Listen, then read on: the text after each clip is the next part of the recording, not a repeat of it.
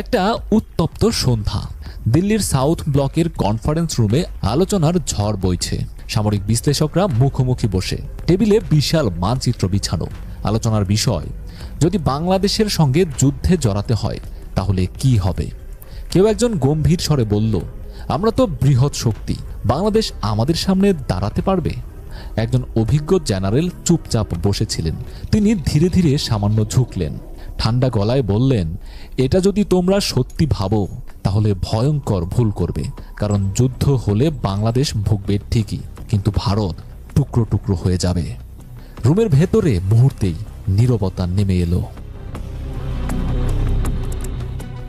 বাংলাদেশ এমন এক দেশ যেখানে যুদ্ধ করা শুধু কঠিন নয়, প্রায় অসম্ভব। চারপাশে নদী, খাল, বিল আর নিচু জমির কারণে ভারী সামরিক যান চলাচলের সুযোগ কম। ট্যাঙ্ক বা বড় অস্ত্র বাংলাদেশে প্রবেশ করানো গেলে তা সহজেই আটকে পড়বে কাদার ফাঁদে। ইতিহাস ঘাটলেও দেখা যায় বহিরাগত শক্তিগুলো এখানে এসে বারবার সমস্যায় পড়েছে। মুঘল আমলেও বাংলার নবাবরা প্রায় স্বাধীনভাবেই শাসন করতেন।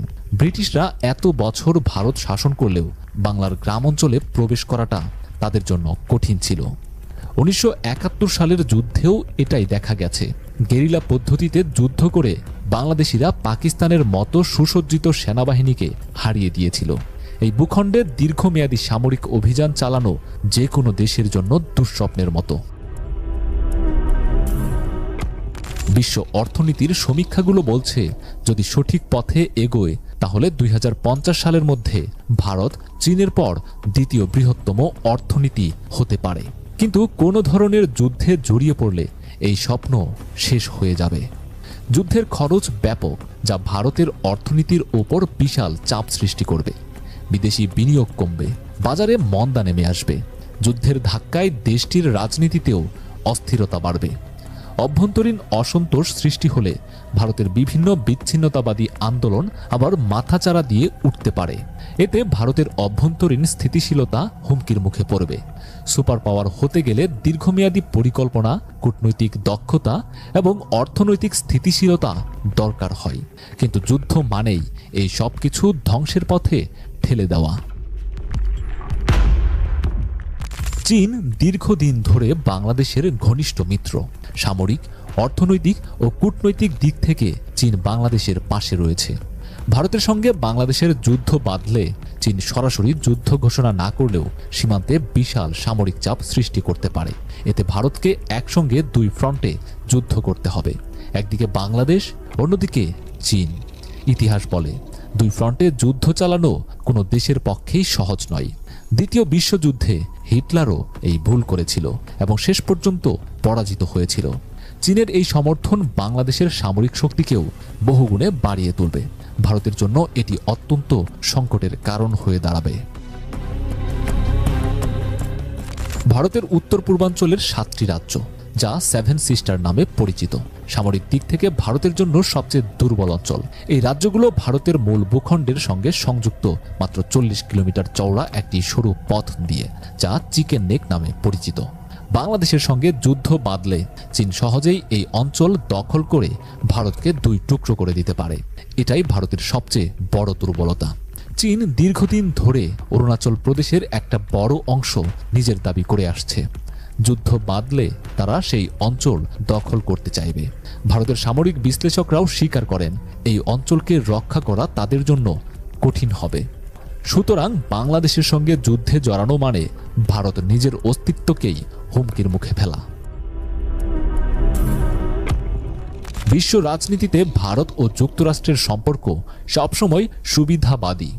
ভারত যতই শক্তিশালী হচ্ছে, ততই যুক্তরাষ্ট্র এটিকে ভবিষ্যতের প্রতিদ্বন্দ্বী হিসেবে দেখছে।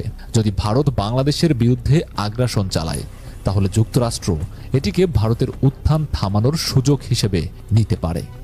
যুক্তরাষ্ট্রের গোয়েন্দা সংস্থা সিএআই ভারতের অভ্যন্তরীণ বিদ্রোহী গোষ্ঠীগুলোকে উস্কে দিতে পারে। কাশ্মীরে পাকিস্তানের হস্তক্ষেপের পথ আরও উন্মুক্ত হবে।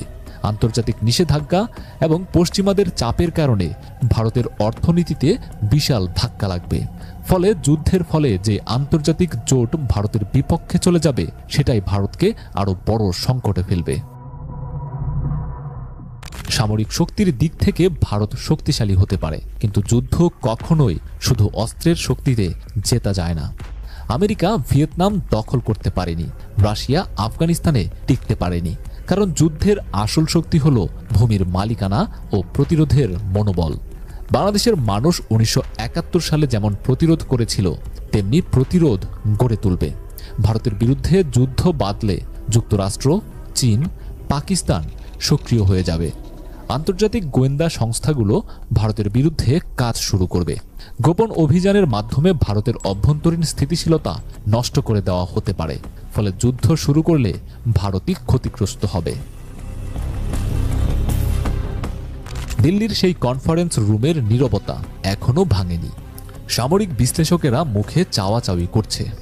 ভারতের গণমাধ্যম যতই শক্তিশালী হয়ে ওঠার গল্প বলুক, বাস্তবতা একেবারে আলাদা।